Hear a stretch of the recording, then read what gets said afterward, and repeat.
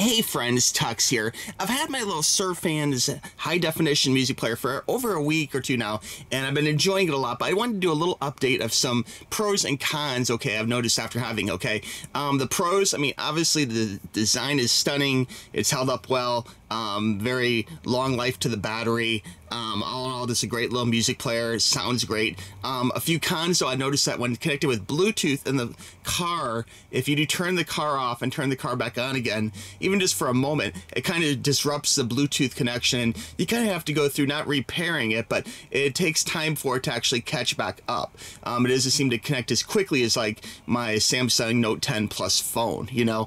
So it takes a little bit more effort to connect with Bluetooth, although really using a cord would be the better way to go when using high definition music compared to transmitting anything wirelessly, you know.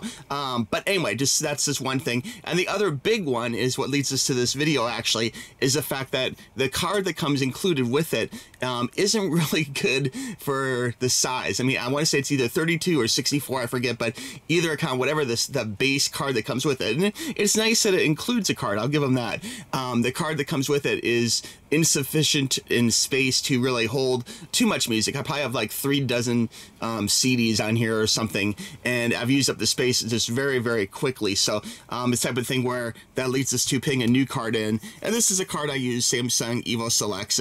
They're a fast card, and I'll have another video about this maybe down the road or something. But it's the type of thing where the situation is I can't have as much music on here as I really want. So I'm going to try and put a 256 card in here. But there is a little urban legend I heard online where people are saying that with this particular model that the firmware for the device is actually kept on the flash card, okay? So I'm thinking that it shouldn't be an issue. Like, it should just be like any other device, like my Sony 4K camera here, that if I put a new card in, it just is good to go. Or maybe it has to format at one time or something, but it shouldn't be a big deal. But some people are saying it's kind of a big deal, like you actually have to like do some active work to make a new card work in this, because the files need to be on the card, but the device files are on the included card right there and not on like a internal, you know, memory that doesn't pull out, you know. So anyway guys, we're gonna find out here together. I'm gonna go ahead and change this out, and we'll see if we have any major problems.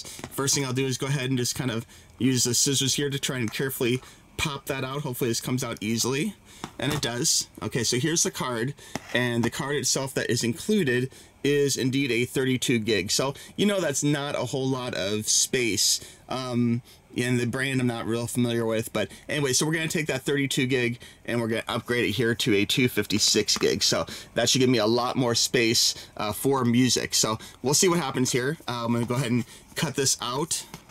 We'll just give this a little choppy chop. I'm cutting through the instructions here because I don't really need them particularly. But if it's your first time changing a video card, you may want to cut it in a different fashion. Oh no, I didn't cut the instructions. Okay, we're good. It does come with an adapter, which is nice right here. So I always kind of save those for future use if I need to. But here's the card itself, very teeny, very good, 256 Evo Select. Okay, so we're gonna go ahead and stick this card in, and boy, which way did this card go? I think it went this way. All right, so we're gonna pop this in, and in fact, I'm gonna use my little scissors here to try and push it in carefully. There we go, now it's in, and we're gonna go ahead and power on the player here and see what happens. Looks like so far we're good. And let's see here. It's thinking. I can always put the other card in if I have a problem. So far it looked like it turned off. All right, let's try this again. We got it turned on here.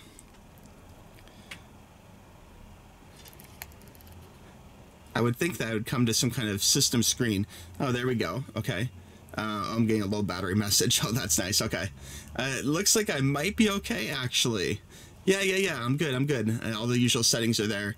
Let me go ahead and dim the lights so you can see this. Okay, so you can see here with the new card in place, everything is just fine. There's no files on here, so there won't be any music, but it looks like this is exactly how it usually looks. So it looks like changing the card is not that big of a deal.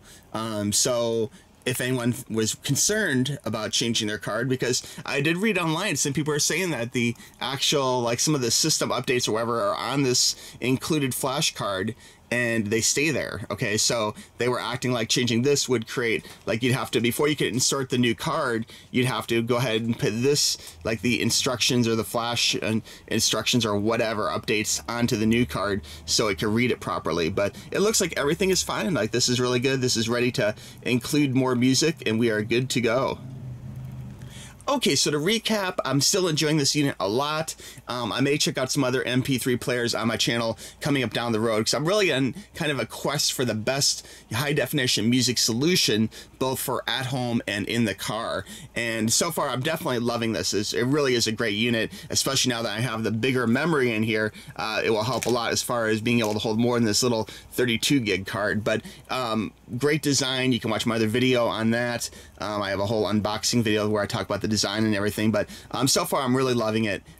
But we'll see what's out there. You know, I think if it was on my phone, that might be more convenient, but I'm not going to sacrifice the quality of music for the sake of having it on a phone or not on a phone. And a lot of people might say, oh, but you know, you have iTunes on iPhones and you have, you know, whatever on Samsung or whatever. But honestly, the quality of music in high definition to me is worth it to have a external device, even if it's kind of expensive. Like, I'm looking at some players which are, you know, hundreds of dollars. So it's the type of thing where I'm not against it. It looks like the best phone solution would probably be the ROG phone or maybe the Sony phone. Okay, but I'm gonna stop right here. I could go on for a very long time talking about audio quality and phones, so we'll save that maybe for another video. But thanks for watching, guys. If you want to upgrade your device, definitely check out the Samsung card. I'll have a link down below for you. If you want to buy one of these, I'll have a link for this down below too. This is also available on Amazon, and I would recommend this. It's a great device. It doesn't cost a whole lot of money. It's $100+, but it really is great for music, and you'll notice little things in your music that you never noticed before. But anyway, guys, thanks for watching this video. I appreciate it. I may do a future update down the road. I'll talk to you soon. Bye-bye.